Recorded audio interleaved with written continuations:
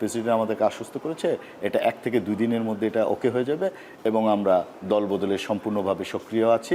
মাত্র দিন দুয়েক আগে এভাবেই এখন টিভির ক্যামেরায় লিগ মৌসুমে নিজেদের দল সম্পর্কে আশ্বস্ত করেছিলেন বসুন্ধরা কিংসের কোচ মাহবুব হোসেন রক্সি, কিন্তু সপ্তাহ না ঘুরতেই ফিফা থেকে আরো বড় রকমের ধাক্কা এসেছে কর্পোরেট ক্লাবটির জন্য।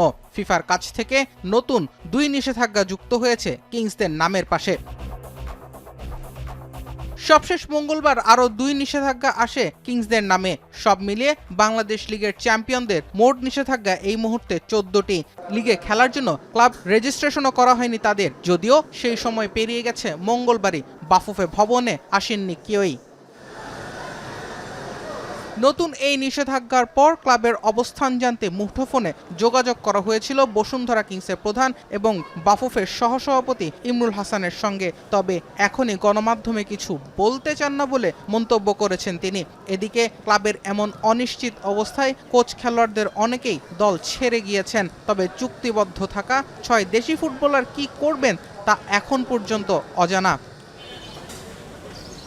21 আগস্ট থেকে শুরু হতে যাওয়া লিগ মৌসুমের জন্য ক্লাব রেজিস্ট্রেশনের শেষ সময় ছিল 7 আগস্ট।